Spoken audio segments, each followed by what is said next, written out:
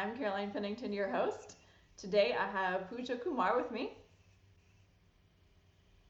Hey Caroline, hey everyone. So happy to be here.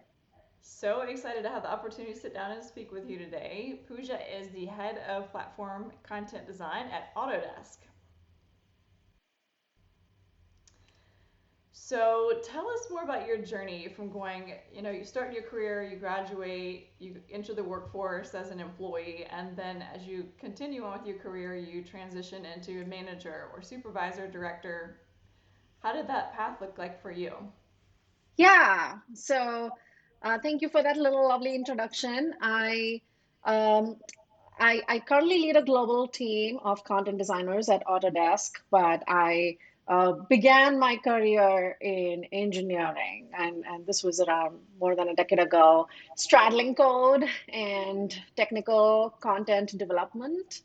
And through that role, I developed a deep understanding of products. And my first excursion into management, people management, was via product management, doing kind of soup to nuts product work.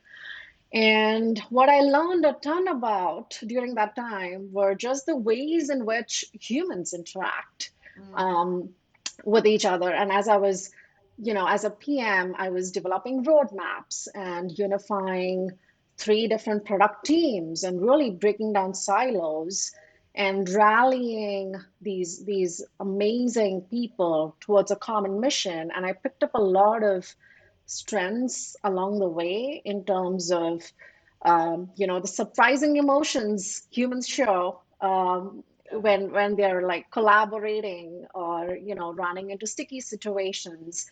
And I think for me that was the beginning of this journey towards looking at how do we support people, how do we understand their motivations, and really help them to do the best work of their careers. And um, since then, I went on to transition a few roles all the way from engineering to design and now to content within design. So I definitely think I was able to leverage my passion and use that as a way to get people on board with all the amazing experiences we are building. So I do think when I look back at my experience being an IC versus, managing a team of people, I think there were definitely three things that stood out for me. One was passion, and how I'm able to really connect with people and their inner desires. And two was really about, commitment and being able to put in processes, systems in place so that people can be successful in those roles. And lastly, I think this is where it's more like that X factor, right? Like when you think about building long lasting, durable relationships, you want to be giving people, pushing them for sure, but also giving them what they need to feel that sense of well being and confidence and creativity. So those have almost been like a through line, I feel, throughout my career. I love that because you're right. I mean, understanding and knowing your team and understanding what lights them up and gets them excited just adds to you bringing more value to them as the manager, supervisor, director, and helping them grow professionally as well.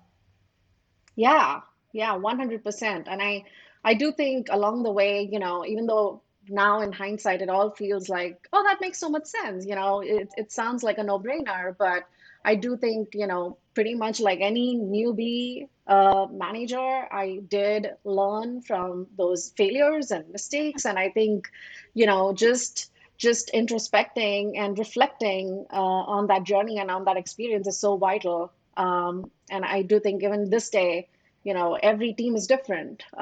Every company is different. So what got you here is not going to, work essentially for you in your next job. And I think just staying open and staying curious, that's always valuable, a valuable quality in your leadership.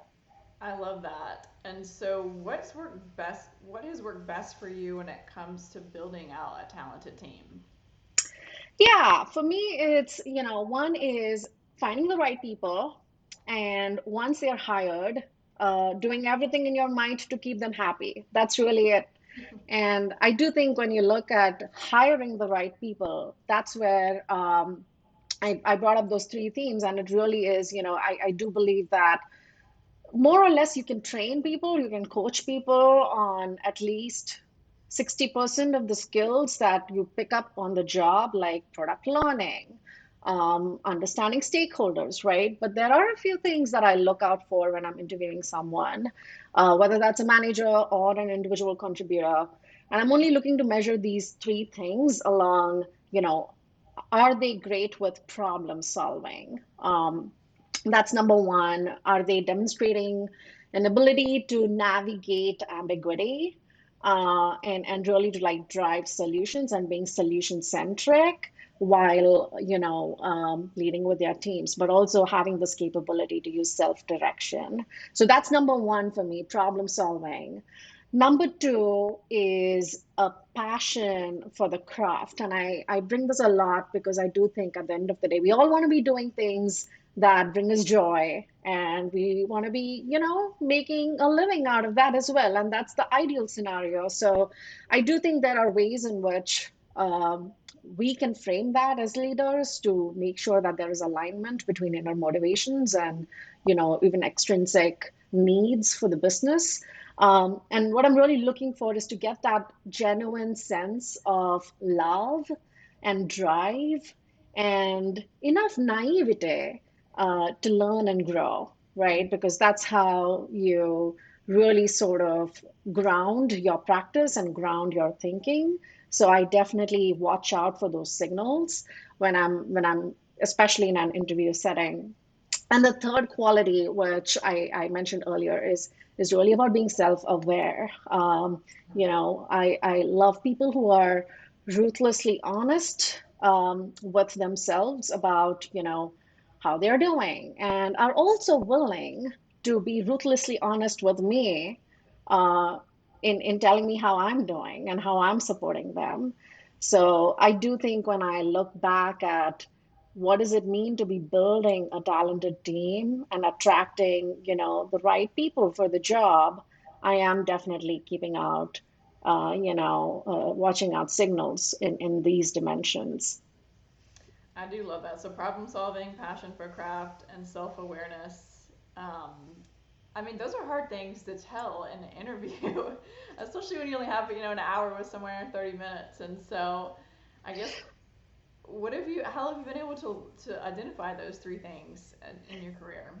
Yeah, I will say that, an interview setting is only going to open an aperture into this person's thinking, and potentially by bringing up stories that are relevant to these themes, we get a glimpse into how this person is potentially navigating a situation. But you're 100% right. There's no way that we can tell if this candidate, the situation they are in will 100% make them successful in the role that we're looking for. So it's definitely a balance of what they say, the intuition. And for me as a leader, I think I always look at like a heart and head balance when I'm making decisions. And sometimes you learn along the way. Sometimes there are folks who are great, performers at interview, but then Oh things yeah. don't pan out as well, which is unfortunate. And I think you learn something more from those experiences. And I have definitely, I think now over the course of a decade, hired more than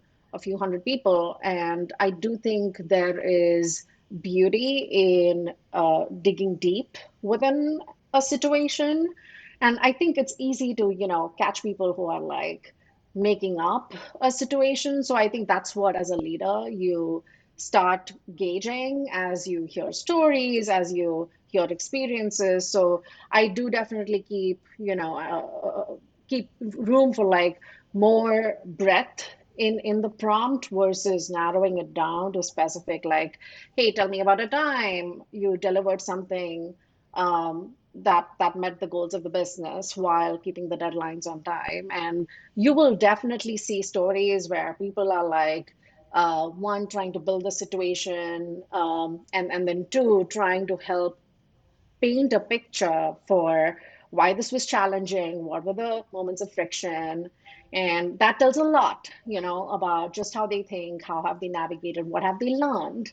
And I'm definitely looking for those stories of failures, stories of learnings in those conversations. So yes, definitely, I think designing better questions, and as one of my former colleagues mentions, like the idea of questions are like designing beautiful questions that invite that really provoke the individual to go deeper than what their experience may have been. And that's usually the fodder for these conversations.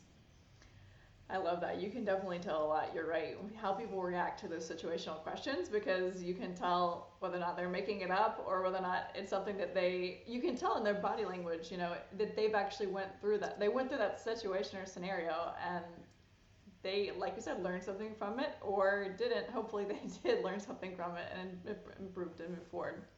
But so how do you retain and keep high performing team members when there's economic uncertainty? I love this, and it's something that I think I find myself reflecting so much more in the last couple more than a couple of years. Mm-hmm. Um, you brought up like high performing teams, so I want to just take a moment to ground that, right? So to me, a high performing team is one that's fueled by a high trust environment Mm. and has found the state of groove, or what we call the flow state. um, but in terms of day to day, this is a team that's shipping, that's delivering on time, whether that's code or design or content, is highly motivated Mm. and collaborates and disagrees productively. So that can be a lot. I mean, just to like in a nutshell categorize what a high performing team may look like. But I do think that's sort of like the DNA to Mm. any team that's on that path to like growing and really being at a high performance level. um, there are a few things that I have done, especially as I think of how do I, going back to my previous thought of, yes, you have to do everything once you've brought in the right people in the room to make sure that you are injecting clarity, um, and giving them a sense of, clear purpose and motivating them. And in service of that, I lean on heavily in my one-on-one conversations. And I think I have definitely learned a ton by investing my energy in those conversations as opposed to, team settings or async conversations. And one of the ways in which as an example, so I've definitely started a lot of reporting relationships in the last few years. And one tool that I've used, almost consistently is this idea of one-on-one cheesy questions, which I borrowed from Lara Hogan's book. And what it really does is helps um, it really helps gather data about your new teammate. And I've been able to use those responses, those answers that I get from that session, when I need to be giving feedback or when I need to recognize a team member or to really find creative ways to support them. And all of these have served me as tools, especially when we think of those, moments where we are trying to weather those storms of change, whether that's with a reorg or with an exec turnover or even with a company going public. Mm. Um, I was definitely in startups and we saw just like this continuous wave of change. And each time um, it feels like you get this team,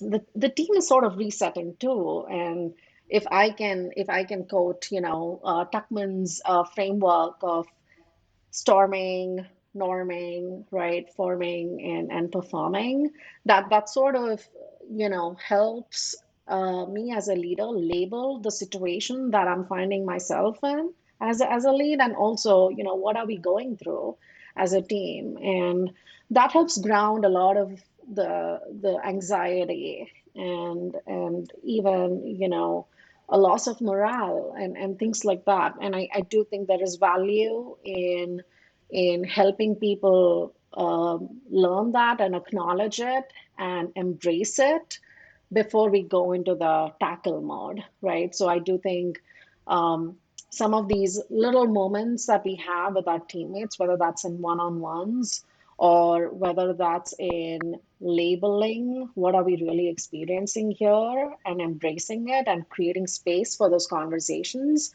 where you can hold like authentic discussions and help people understand where the decisions are coming from. I think that is really at the root of how we help teammates navigate change and develop empathy for what we are going through. So good. And all of that adds towards the trust factor, as you've been Mm-hmm. saying, and that if there's that open line or they know they can meet with you one on one and be real with you, that's it creates a safe environment for employees that, if there's turmoil coming on or, their company is going public or being bought out or whatever, fill in the blank. I think that's huge. Yeah. So tell us about a time you had to build a team from the ground up, and then how is that different than walking into a team, an existing team? Yeah, I really love this question because I do think I cycled through a few roles where I was, leading a team that I had inherited, or I found myself having to double the size of the team. And Mm. each time I think, there's no two scenarios where I can think that there have been commonalities other than the fact that, there's just been so many dimensions of nuance as I think of like the people involved or the way the decisions were made in that environment or even the people dynamics. So I do think it does come down to listening Mm. before enacting change. And I do think there is so much value, especially as you come in as a new leader on a team, or even when you're having that reset within the same organization where you're going from even just adding a new teammate is almost like a reset because you're trying to help this person acclimate in this new environment and adjust and settle in and while also helping them gain confidence and be effective and successful. So I do think one of the things that I have really sort of reminded myself is to absorb and be a sponge. I rely on this framework, especially as we think of first 90 days. So anytime I onboard a new leader or a new teammate, and even for myself from having onboarded in so many different environments, I feel in the last decade, there are a few phases you go through. The first one is obviously, what I call learning. You're coming in, you're holding your listening tour with a number of stakeholders, just trying to understand, what's working, what's not working, what are some aspirations on this team, and then trying to come up or trying to formulate your own vision for what the next 90 days might look like for you. Um, and then the next phase, right, comes in with really implementing or like you're trying to experiment a few things, and you don't want to be making like uh, big changes in that short period of time. You want to go small. You want to be mindful of, what's the impact of this change, and you want to be consulting people. And I do think there's value in holding those discussions with your peers, with your leadership, and even with your teams before you roll out a change and eventually, you get into that accelerate mode where you've run a few experiments and you've seen what works, what sticks, and you're coming back to the drawing board and iterating on that. And I think that framework really sort of helps see how you want to be designing not just your current onboarding journey on this team, which I call the first mile, but also making it collaborative, right? You don't have to go this alone. You can definitely use your teams as your counsel, as your thought partners in really shaping that and keeping this a truly democratic collaborative process, which sometimes leaders and, because of the different pressures that you feel from having to perform or showing visibility, you tend to make decisions in like almost like a veto process. And I think that's where, I have seen a lot from whether that was inheriting a team or whether that was building a team from the ground up, just using that period to invest in the current environment. And to also, I do see parallels from the things that I have experienced, the lived experiences that we've gained from our previous roles and how that might reconcile with this new environment. Um, so I do think there's beauty in using that as a framework and keeping those loops of feedback open between your teams. I love that. Those are some good nuggets, and especially learning from previous experiences and kind of when you go into a new environment, not just totally overhauling everything. I think you made a good point about how important information gathering is when you first start, as a director, as a manager, or starting from the ground up. I mean, that's huge. Yeah, and I brought up Tuckman's framework, and it's really like you're sort of sniffing or doing like a pulse check too, in terms of understanding where is this team in terms of maturity, whether that's process maturity or whether that's even, task maturity, and especially like in disciplines like design and content. You always have so much more room to like focus on strategy and focus on like standardization, where we are building systems for people. And I do think, regardless of whether I found myself in extremely like stable environments or in startup-y, scrappy environments, I have definitely seen, this need and desire and aspiration to continue honing in on those systemic pieces. So I do think there is also, so much value of bringing in from those listening tour, like gauging how much more work there is on that spectrum of strategic work and where does this team currently stand. Um, So good. Well, that's all the questions I had for you today. I really appreciate your time and thank you for sharing your experiences with us today. As we wrap up, how can our listeners find you to follow along? Thank you so much. It was such a pleasure being here. I'm very active on LinkedIn, so please come look me up. My name is Pooja Vijay Kumar, and yeah, thank you. And I look forward to staying in touch with you, Caroline. This was a Abs- blast. Absolutely.